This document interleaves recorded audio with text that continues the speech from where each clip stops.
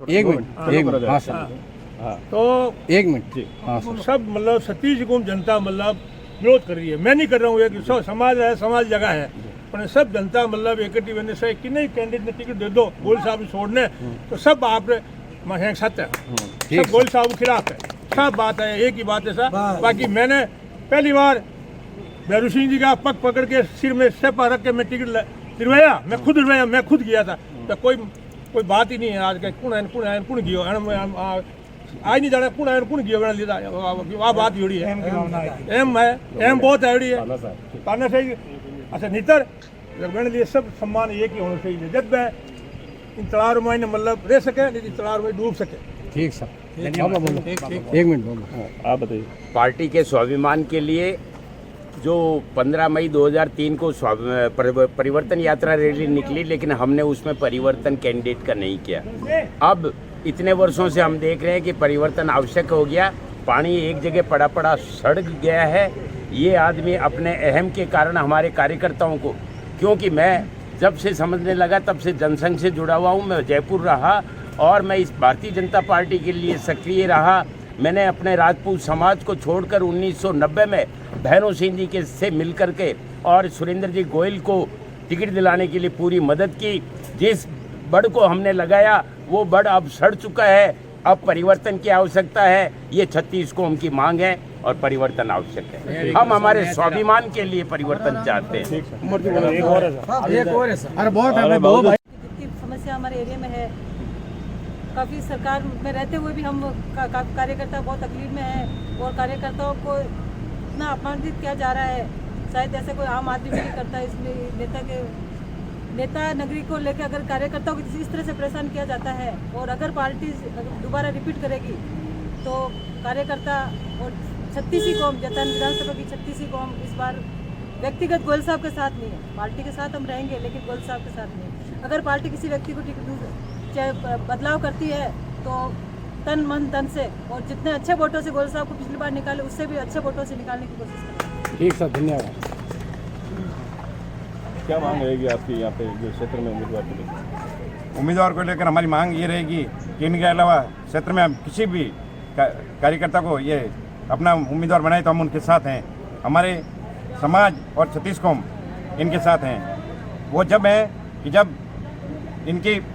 इनके द्वारा जो किए गए कार्य, ये जो गोयल साहब हैं इनके भाषा शैली से आम कार्यकर्ता बहुत दुखी हैं और दुखी इस कदर हैं कि उन्होंने हमेशा ये चाहा कि भाई हमारा ये नेता इस बार जो चेंज होना चाहिए। तो इस बार हम चाहते हैं आदरणीय कुर्की साहब, पुष्पेंद्र सिंह जी और बहन कमला जी, संतोष जी वैष्णव, अविनाश जी गहलोत और आपके जो पदाधिकारी है उनके सामने आपने क्या मांग रखी है? हमने यही मांग रखी कि इनके अलावा आप में से किसी को करते हैं तो हम भारतीय जनता पार्टी के साथ हैं। और स्थानीय कार्यकर्ता बहुत आक्रोश है इस चीज़ को लेके कि हमारा नेता अभी चेंज होना चाहिए और चेंज होके युवा नेता आगे आए और आदरणीय मोदी जी के और हमारे देश के भारतीय जनता पार्टी के जो सपने हैं वो पूरे करें। ठीक सर धन्यवाद। अगर पार्टी आपके मन मुताबिक उम्मीदवार नहीं पेश करती तो आप क्या करेंगे? वो मेरे करने से कुछ नहीं होगा। क्षेत्र की जनता की हालत ये है कि वो हमारे कहेंगे, हम जाकर के अगर जनता के पांव भी पकड़ेंगे, लेकिन जनता तैयार नहीं होगी कि वो वापस गोयल साहब को वोट दे। हम तो पार्टी डिसिप्लिन में बंद करके, लेकिन हम जो जनता की स्थिति बता रहे हैं और इसमें अब आम आदमी ये कह रहा है कि भाई हमें अब स्वाभिमान की लड़ाई लड़नी। हम स्वाभिमान की लड़ाई लड़ेंगे।